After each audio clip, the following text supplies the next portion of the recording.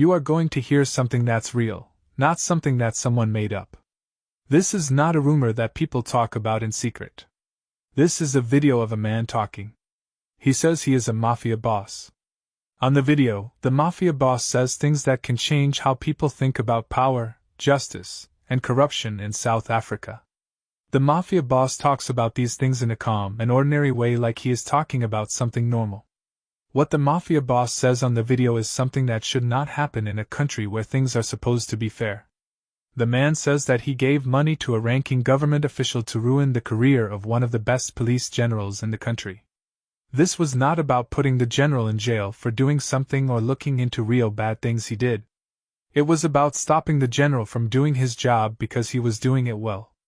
The general they wanted to hurt was Lieutenant General Mkhwanazi.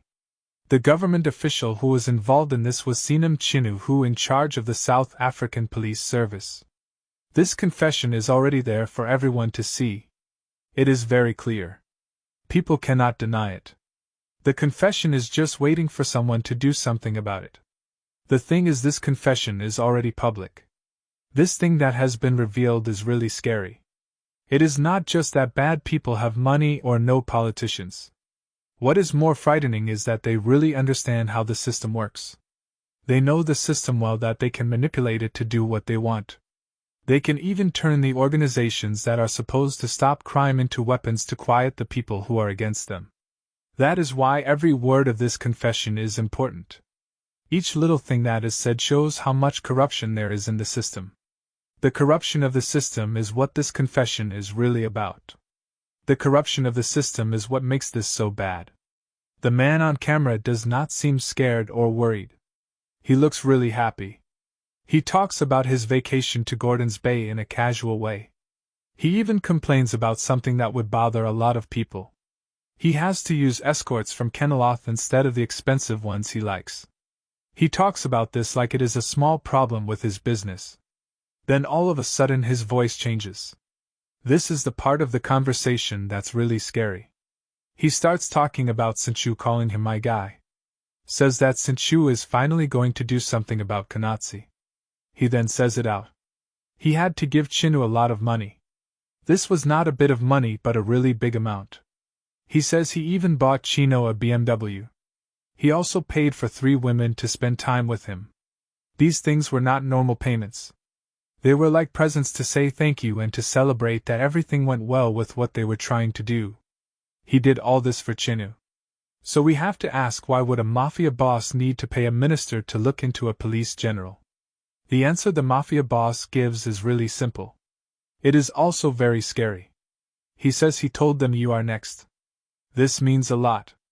Mkhwanazi was not just going after people who hijack planes, sell drugs, or are low-level members of a crime group. He was going up higher and higher, looking at the clues and following them up. Getting really close to the people at the top, the politicians who actually make money from all the trouble they are supposed to stop. The mafia boss saw what was happening. He knew that if Mkhwanazi kept going, he would not just catch the guys, but he would also show everyone the whole system that was helping to keep them safe. So the mafia boss went to the politicians, told them something that sounded like good advice, but was really a warning.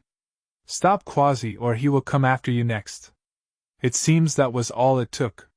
Fear is something that can really motivate people, especially when they have things they want to keep hidden. People with secrets are often driven by fear. This fear can be a very powerful thing for these people with secrets. The mafia boss is really happy about what's happening. He thinks it is pretty obvious. Mkhwanazi goes after people like criminals and politicians. And now Mkhwanazi is being investigated himself. The mafia boss finds it funny. It is funny because Mkhwanazi is being treated like a guy. Mkhwanazi is a police officer, and he is being looked at closely while the really bad people are not being touched. That is what the mafia boss thinks is so funny. It is like the whole thing is backwards. Mkhwanazi is supposed to protect people. Now he is the one being targeted. The bad people, the criminals, are acting like they are in charge and getting to decide what happens to Mkhwanazi. The man is really full of himself. At the same time, he is showing that he is not as strong as he seems.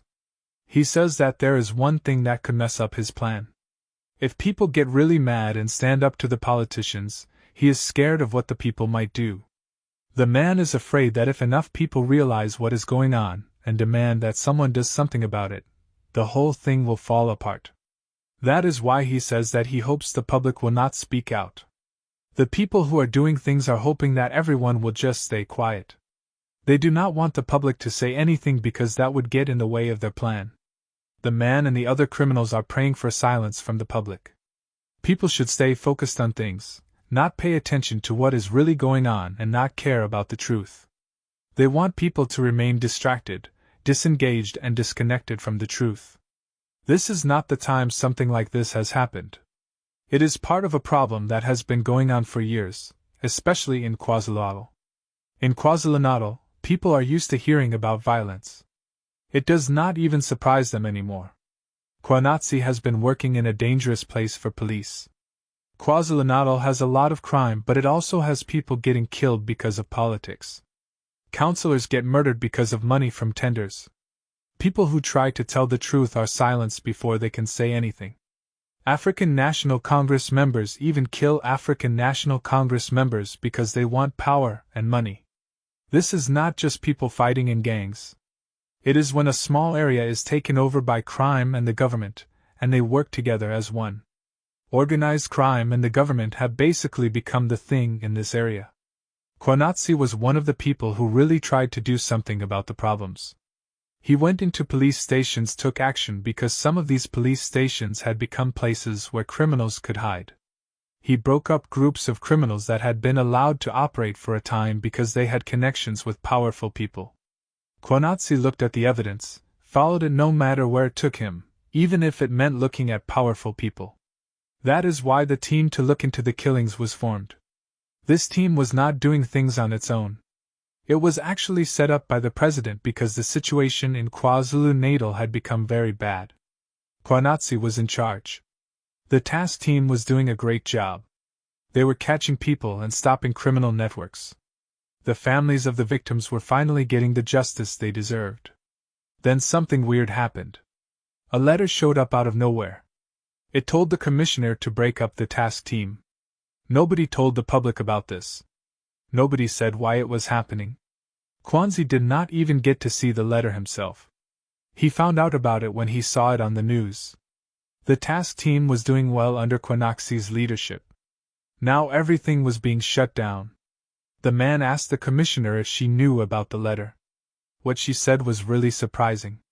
She told him she was on vacation and did not know anything about it. There was a letter that was supposed to be from the Minister of Police. It said to shut down a team that worked for the president. The National Commissioner did not know about this letter.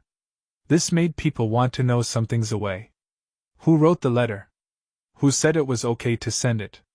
Why did they not tell the people who were supposed to make it happen? The National Commissioner and her team should have known about the letter from the Minister of Police. They did not know anything about it. Mkhwanazi later explained in an interview that someone who he did not know but was obviously very important had told the minister what to do. This person was scared of what the investigations would find out about them. They knew that the truth was going to come out. So they came up with a plan. Get rid of the team, stop the investigations, and keep the people involved in the network safe. Mkhwanazi said that the investigations were the problem, and that is why someone wanted to stop the team from doing their job. The goal was to protect the network and the people in it. This action caused a problem with the South African Constitution. The South African Constitution has a section called Section 207 that says the National Commissioner along with the executives is in charge of policing in each province. In KwaZulu-Natal, Mkhwanazi had to answer to a lot of people, around 12 million people. His job was to manage the things that the police did in his area, like investigations. When someone from outside his team gave him an order without talking to him, or explaining why, that was not bad management. It was an attempt to undermine the way policing is supposed to work according to the South African Constitution. The South African Constitution is what guides the police. This action went against it. The policing structures that are in place because of the South African Constitution were being deliberately undermined. The timing of the letter is just right with what the Mafia boss said when he confessed. When the people who were investigating got close to some important people, things started to get tough for them. Not after that Mkhwanazi himself was in trouble. In the year 2021, Mkhwanazi made a decision that got a lot of people talking. He said that crime intelligence boss Feroz Khan did not do anything in a big case about cocaine that was worth 700 million rand. Some people thought that Feroz Khan should have been in trouble. Mkhwanazi looked at the facts and decided that there was not enough proof to take him to court. Not after that the Independent Police Investigative Directorate started looking into Mkhwanazi. They said he did something when a person was arrested in the year 2023. The news about this was over the place. Mkhwanazi's name was in all the headlines. It was not good for him. And the people who were investigating Mkhwanazi stopped because they did not find anything to prove that he did something wrong. The person did not get in trouble with the law. The damage was already done. That is how people ruin someone's reputation. They do not need to prove anything. Just making people question the person is enough. Character assassination is a thing.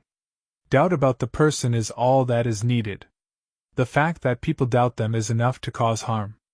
Character assassination works by making people unsure about the person. The story stops here for a minute. The people making this want you to do something. They want you to subscribe to the channel and talk to them. You should also comment on what you think and share it with others. They think it is very important for people to talk about things because when we talk about something, it gets around faster than when we do not say anything. This is why public engagement is so important. It helps spread the truth, and truth spreads when people are talking about it. Like when you subscribe and engage with the channel and comment on what you think. Going back to what the Mafia boss said, one thing really catches my attention. The Mafia boss says that the only thing that can mess up his plan is people getting really upset about it. These Mafia people are not scared of the police. They have already paid people off to get out of trouble. What the Mafia people are really scared of is the public knowing what is going on and speaking out about it. The Mafia boss is scared of the public being informed, and the public being vocal. This is a moment for South Africa. It is a test to see if people in South Africa really care about corruption. We have a recording of someone saying they did something. So far, nothing has happened. This is a test for the newspapers and television, for the people in Parliament, and for the groups that are supposed to investigate these things. We know some names. We know some details about what happened. There is talk of money and gifts and a car, a BMW. Some people are even saying that prostitutes were involved and that people worked together to cause trouble. Even with all of this information, nobody has been held accountable. Since China has not said anything about this. The people in Parliament have not started asking questions. The media is not giving this story the attention it deserves. The person who is accused of being a Mafia boss is still walking around free and acting like they do not have a care in the world. The Mafia boss is still there doing what they want. South Africa needs to take a look at corruption and make sure that people are held accountable for their actions, especially the Mafia boss. This is what state capture looks like in 2024.